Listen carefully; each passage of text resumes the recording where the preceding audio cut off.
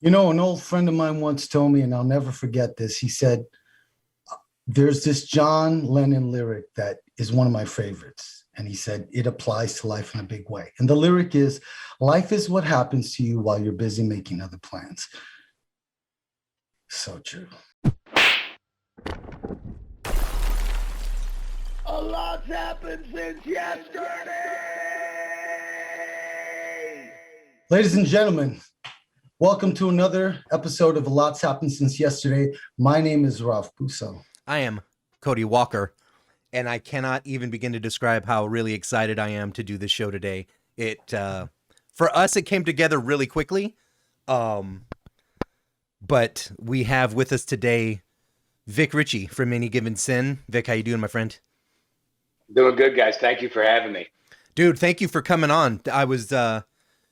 But just before we got started here, I was talking to Vic, and I was trying to explain to him how it came together, and I'm kind of ashamed to say I geeked out a little bit and didn't really know what to say. I kind of got a little starstruck in an odd way. I didn't anticipate it, but I really am beyond impressed with you guys and your work and how you've gotten this far in the industry. I mean, when Ralph and I started this podcast and this show, we wanted to find guys who, what we have come to the term, undeniably ready and pushing.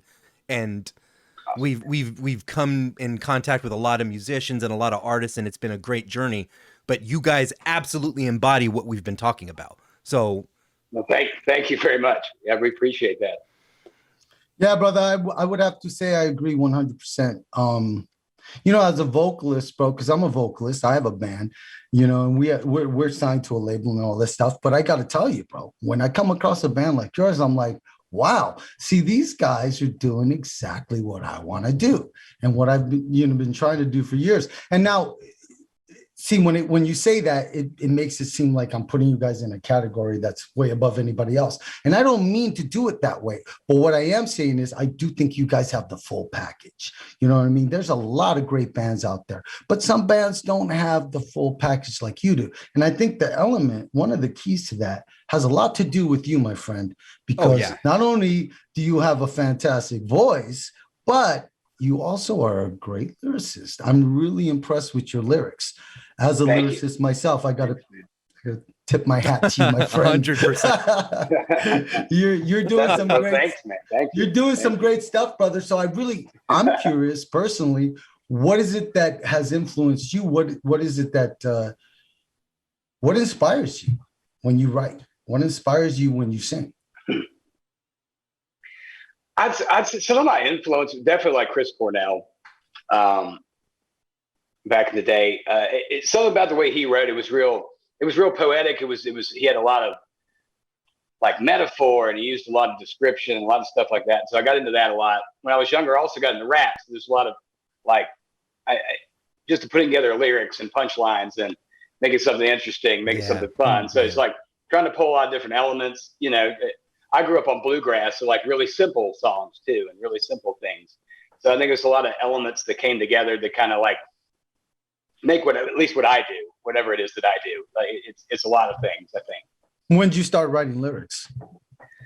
Oh man, I'm sure I started writing like really dumb songs when I was like probably like 10 years old and stuff like that. You know what I mean? Yeah. But maybe started writing songs. Maybe it was like 16 to 18, somewhere in there in high school. I started playing in bands, playing the drums, and play guitar too, and starting to write and starting to sing a little bit.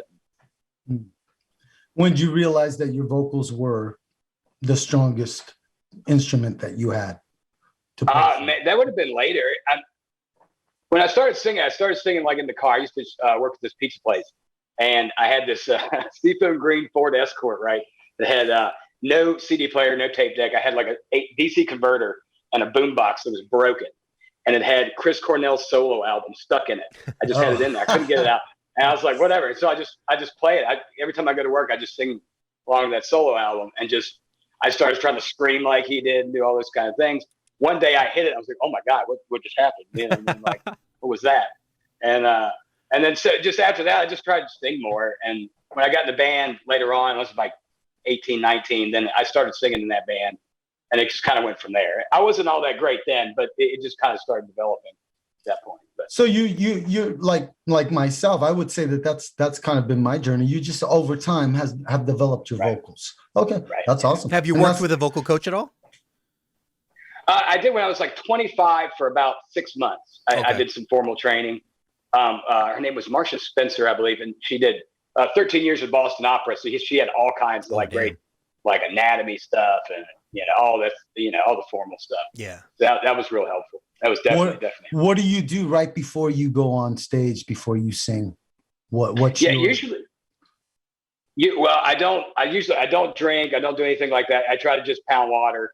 But then I'll get out of breath, like jump up and down, whatever, like almost like jumping rope or something, just to kind of get yourself out of breath. You can sit there head banging, getting around, and you just want to have your lungs on point, already. Yeah. So I'll do that, and I'll just sing along. I'll just put something in my ears and just, it might be Alter Bridge, it might be something like that, and just start singing to it. So you just warm up and full body warm up and vocal warm up as well, but you don't do anything special for your voice to lubricate it on any level? Not really. If I'm feeling rough, I've gotten like throat coat and stuff like that in the past, but I don't tend to use it unless I'm kind of feeling it. Right. I got you. Yeah, that stuff does work though, huh? Mm-hmm. Yeah. That's awesome. It's excellent. Right on. That's awesome. Bro. Well, shit, you guys, I'm sure you guys are missing playing out shows, but I did notice that you guys had an opportunity to do some live stuff via the Octane. What was the name of that series that they did where they recorded you guys?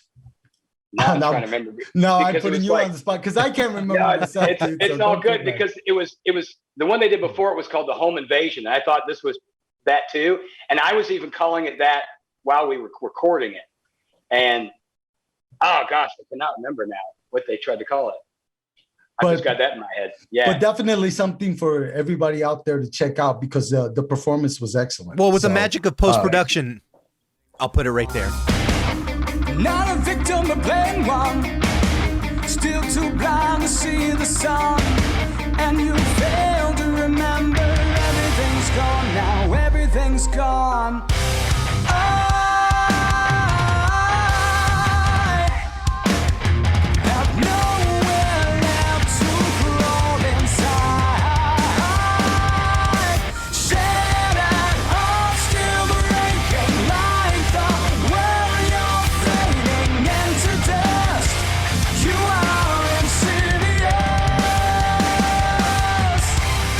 It'll show up. It'll show when this is released. It'll show up right there. See it. Yeah, it's right there. Thanks, Cody. Yeah, I got you. Cody's got it. Oh man. So how'd you? I mean, how'd it come together with the band? I mean, because you obviously have been in several bands in the past, right? Or at least a few.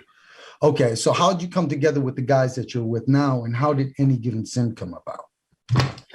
So our guitarist, Mike Connor, I knew him from playing with another band. We had opened with them and played with them a couple times. And so when their singer left and I left that band, then he just kind of called me up and was like, hey, what do you think about getting ready? Getting together, just writing, this stuff like that. We started writing. We wrote our first single, which was Dynamite, kind of together that basically the first weekend.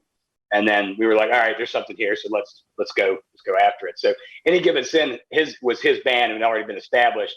But their singer had left, so at that point we were just like, well, everything's here, so how about we just keep going with the name and some new material, I got you. Okay, so it was Any Given Sin was an established act prior, and then you came right. Okay, correct. I got you. So, what was the game plan for you guys to do singles releases, or did you guys initially not know what your plan was? Did you guys come like every band and go, let's write an album, and then somewhere along the line decided to go the singles route? Yeah, we started off with the album idea, but then as you're just looking at funding, like you need to push the song plus record it plus get a video out plus right. Everything else, and we're just like, if we did a whole album, we wouldn't have enough money to push in the song. So we looked at the single route just kind of as a fiscal, barrier that we had, but it started working out. So we just kept with that model, at least for now. We definitely want to get an album out, maybe even this year, if possible, if not next year. Do you think that the single route was an excellent game plan? Do you think that it worked? I think it was good. I think it's great for starting off bands that do not have a label and are doing it independently. Just because you're kind of putting your best foot forward every time.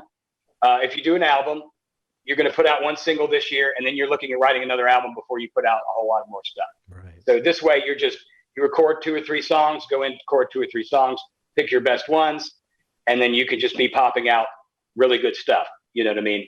And so that's what you're presenting to everybody at all times. If you're ready for an album, go put it out. But if you're not, this is a great way to save money, and you can put out 2 singles a year. You're going to make money. You're going to keep relevant. You're going to stay on the, maybe stay on the charts if everything's going good. And you're just going to stay up there without as much money behind you. Yeah. So you guys planned prior to recording your single and releasing. I'm asking you this because so many bands do not get how to do this properly, because there is definitely a diagram, right? There's definitely a recipe there's to formula. follow. Yeah. Okay. Yeah, there's some ways you can do it. And I would have to say that you guys are following the recipe. You know what I mean? That's one thing that I respect about you guys. I think you guys have it together when it comes to that. You know what I mean? So please, for the audience and for those musicians that are watching right now and admire you guys, look up to you guys, please explain how this works for them, please. You have to put some money towards getting your music out there. Oh God, yeah. I mean, think of it this way. It's not the 80s. It's not the 90s. At this point, you're on your own. A label is a bank. They're a good bank with a big key ring, right? So that's money they can give you. That's doors they can open. It may be for you at some point. It may never be for you. It's whatever you want to do. But basically, the way you want to look at it is, you have a product. You want to get that product out. You're going to need a marketing budget, and that marketing budget is what's going to set you to the radio, out trying to get publishing, out trying to get all those sorts of things. So you can outsource. We usually use Landshark Promotions Company for looking for our radio distribution.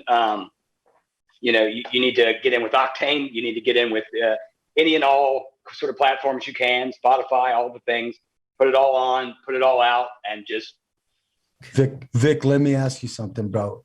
How important is a really good producer?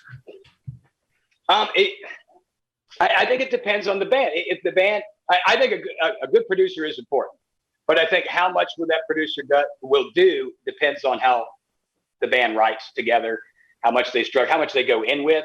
Right. You know what I mean? A good producer can help you find your sound. They can help you, restructure your songs in more interesting ways. But or they could completely make you. It just depends. You know what I mean? It depends on where you are and what you want, what you're wanting to do. With us at Chris Dawson, Chris has always been fantastic for us. We usually go in with a pretty good roadmap, and then we just kind of rap with him and really kind of put the accoutrement on everything. You know what I mean? At that point. So we go in with a lot of writing already done, where other bands might go in and just have some music and maybe looking for some lyrical help or looking for some, whatever it might be. Right. So I think it just depends on who you are, what producer you need, and what's your budget, who can you afford, all those sorts of things you got to think about, as you're shopping that, for sure. Let me ask you this, because as we were prepping for this, I was going through your websites, obviously, and all the stuff, and in there, you guys talk about your streaming numbers, your view numbers on Spotify, and you guys have pulled monumental numbers independently. Right. Yeah. I mean, that's, so. There's no other way to put it. My God, man. I mean, monumental numbers. You've done it without label help, and you just went and did it on your own. How do you form a team that gets behind you from that? Because shout out to the fucking Sinners. These people are behind you so hard, and I have so much respect for these people, because any band would dream of having 5 of people like you have an entire army pushing for you guys. I respect the shit out of it, dude. Man. No doubt. That's what I'm saying. Like, that's what this is the respect I'm coming from. Like, where do you come up with these ideas, and how do you motivate them? Like, this is insane. So, there have been some people behind the scenes that have been very helpful with that. Renee Hall is one of those people. Abe Gaskin, who is kind of the leader of that Sinners group. they've really rallied people. They've been really the boots on the ground for really rallying that group up. But I think what brought that to us was Octane, especially our first Dynamite is like really did well on Octane, really, really well. Most of our songs have done pretty much really well on Octane. And so that Octane crowd has been like pretty much the fuel for that fire. So all the, let's get on Biggins and there's always something that they're pushing to like, hey, we gotta, this song against this song tonight on this radio station. Let's get folks out there. Every day, dude. Every day. They're pointing at saying, let's do this. Which I think that's really what does it. You kind of rally people around this idea of accomplishing this thing that they can accomplish for you. You know what I mean? And it's great. They're killing it, man. They're killing it. Do you guys know how you guys got discovered by Octane?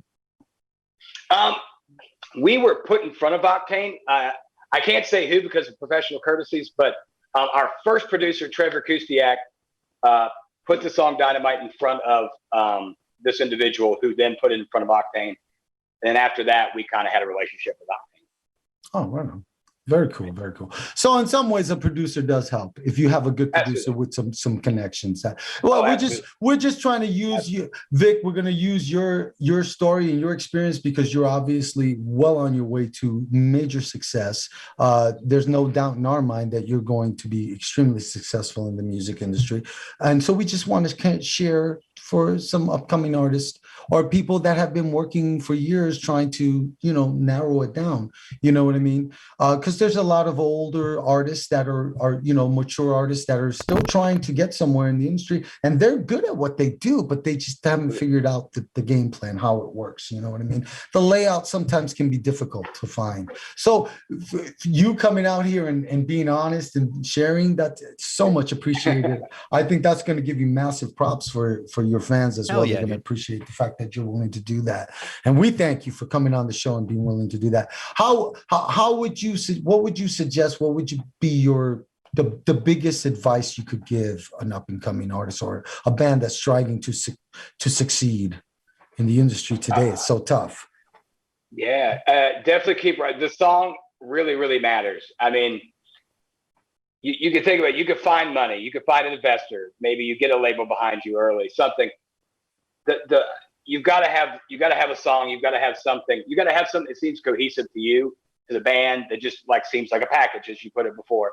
Like you've got to set that up, and it may be an evolving thing as you go. But that part is really important because as people start looking to you to decide if they're going to invest in you, what they're going to do with you, that's what they're looking at. So it's kind of like you need to set up your fortress to be ready, before the attack comes, so to speak. You know what I'm saying? So if that makes sense. That's great. 100%. Absolutely. The song is hugely important. You heard it here. Vic Ritchie. Vic, where did you guys come up with that? I mean, where did they come up with the name? So I know you weren't in the band beforehand, but do you know what inspired Any Given Sin? Because that's an interesting name. You see, Mike has told me before back, like this was years ago when I first joined. And I believe he was just taking a punt kind of off, kind of like Any Given Sunday, but Any Given Sin. Like we all have one of them, you know what I mean? One of the, something like that, I think is where he was going with it. There's definitely truth to that. Yeah. So do you think your lyrics reflect the name at all? I think we try to write, what's the word? I think we try to write about struggle or getting through struggle or things like we try to write about real stuff. You know what I mean? As much as you can, as much as it's hitting you. All the 4 singles have been kind of about in that wheelhouse. So I think it's, I think we stay around the name and trying to stay in some serious subjects like life subjects and things like that. If you had 4 bands that you could choose to go on tour with, to share the stage with, whether you opened with them or you co-headlined, what would the 4 bands be? Oh, man. All right. And this is just for me because most of these will be just for me because I want to meet them. Be Alter Bridge because I need to meet Miles Kennedy before I'm dead. Definitely that one. Let's see. Who else do I want to go on? I would love to go on with Breaking Benjamin. Nice. That's another band that I love back in the day. Hell yeah. Let's see. Who else would I want? I would, gosh, if we could resurrect Chris Cornell, I'd love to go out with Soundgarden. That would be definite. Let's see.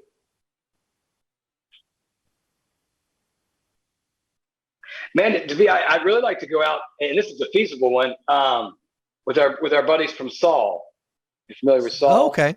Yeah. Yes, actually, I've heard them on Octane as well. Yeah, Good band. we just want to get out and go out with them because Chris Dawson's also their producer. So we're always in and out. Like they'll be there, and then we'll be there, and then they'll be there, and we'll be there, and there's all this passing communication and stuff. And Yeah. one day we just want to hang out. You know? So what? I mean, I know a lot of people compare you to Brent Smith, the vocalist for Shinedown. Is that a band that you are a fan of, or is that just a happenstance that people think you sound like it? Oh, I definitely like Shinedown. Yeah, absolutely. Okay. I'd say it's a little bit happenstance. It's just what my voice sounds like. You know what I mean? While I'm, it just is. I can actually throw my voice to sound more like Miles Kennedy than I can Brent Smith, to be honest. But no, but it's not like people tell me that all the time, and I'm fine with it. Like he's one of the better, if not, one of the best vocalists, out there right now. So. I'm not taking a shot. I'm just being curious. Do you have Miles's high range? Not all of it. Okay, when you're like, I can throw my voice to sound like Miles, like, holy shit, dude, really? I could do probably 85% of his stuff. You know what I mean? Yeah. Like just not all those very. That's still, dude. That's still up there, man. Damn. He's definitely a monster for sure. Oh yeah, absolutely. But there's also so much to be said for tone. You know what I mean? Mm-hmm. And I think that's what people love about you. You've got excellent tone, man. To die for a tone, to be honest with you. Thank you. So Thank you. You're blessed, brother. Yeah, we kind of dislike you for your tone. No, I'm kidding. We touched on this before we started, but I just might as well kind of touch into it. You guys did all of that stuff with independently. Do you have label plans? We've been talking to labels for a while. We have one we're really talking to right now. I just can't say who it is. Okay. So depending on if we, move forward with that, a lot of things might change for this year. Mm-hmm. Just depending on, how all that goes. So there's some things up in the air right now while we're kind of hashing that. So you guys have been out. killing it independently, but there are plans to get with a label and start growing in that manner. There have always been plans to hear everything out, take it all the way to the end of sign or don't, and then really make that decision. So everybody's eventually going to run into this. We're out of capital, or we need more capital to go forward. Right. And that's kind of where we're looking at. Is this our best option, or is there another one? But we got to run it all the way down to find out, kind of thing. Gotcha. That makes sense. Yeah.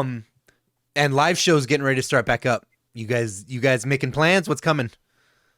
Oh, absolutely. We've got two just on the books right now. Rockfest from last year that got canceled in July there, which we're really excited about. And it's going to be pretty awesome in Wisconsin.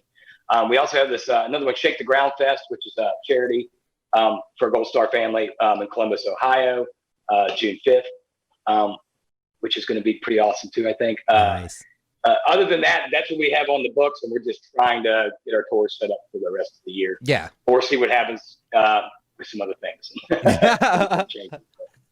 It sounds to me like you got some things you actually can't talk about that you guys are scheming. I'm not gonna lie. Yeah. You're like, I can't wait till we can. Yeah. I can't wait till we can, but unfortunately, yeah. For right now, it's a good thing that you can't.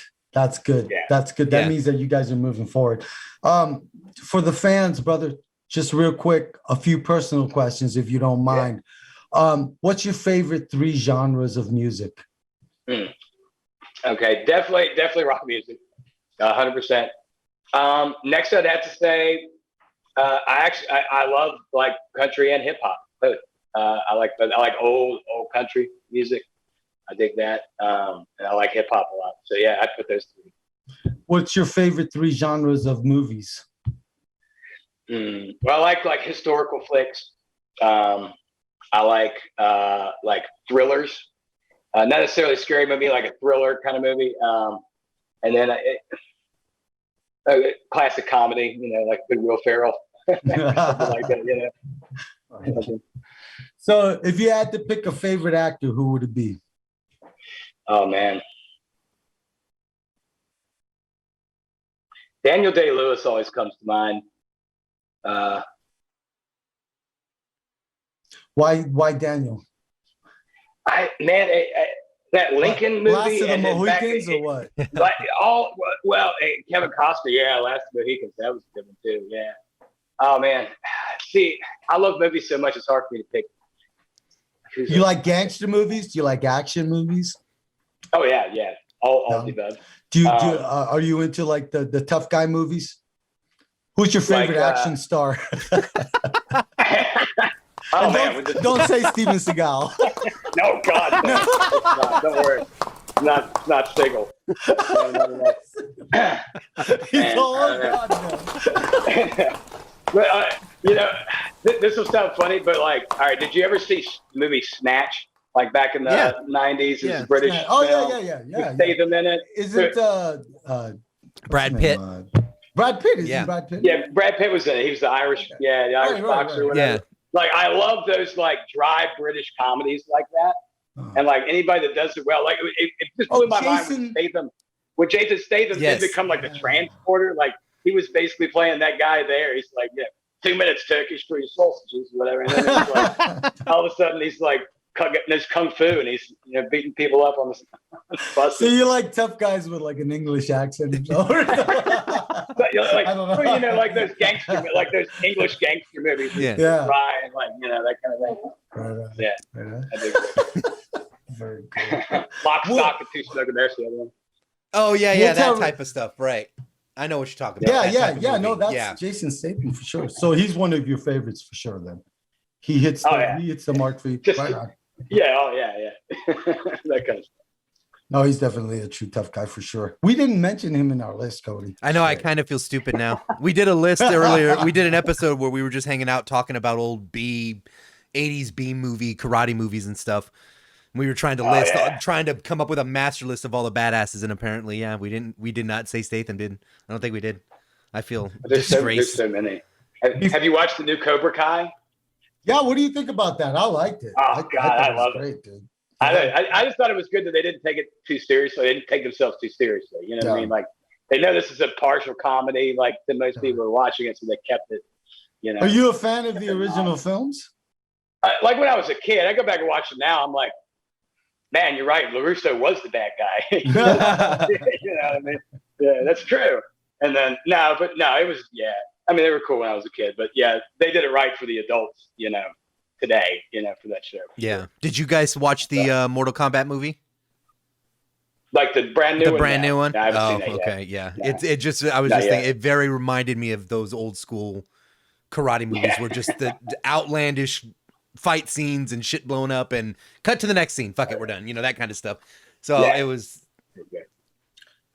Well, brother, we won't keep you too much long. We know you're a busy man. You got a lot going on. For the fans and for everybody out there who hasn't heard of Any Given Sin, how can they find you guys? Sure.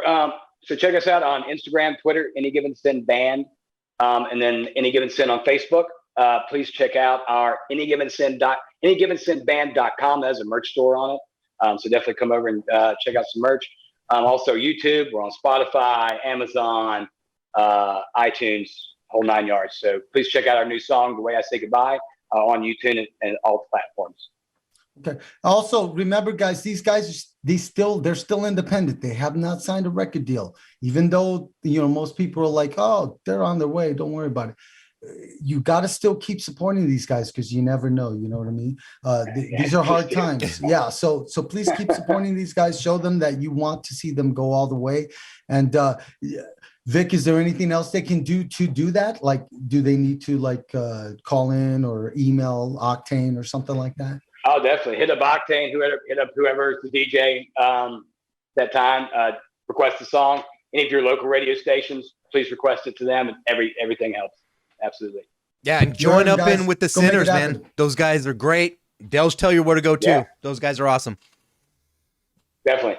Check out our group. Absolutely, dude. Big family, man. Come on over. All right, guys. Any Given Sin, go watch them. Victor, check them out. Thank you for coming, brother. It's been an honor to talk to you. You have an open door policy, brother. Anytime.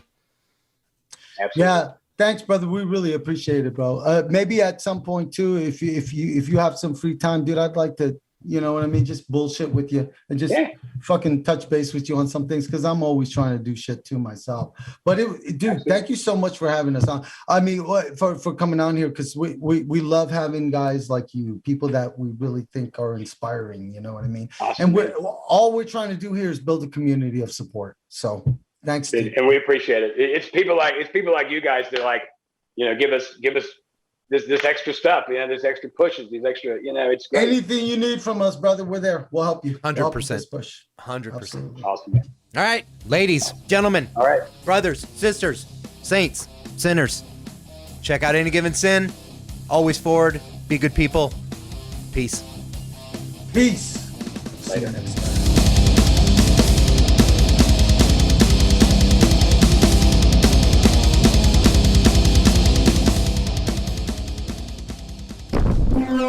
Thank you.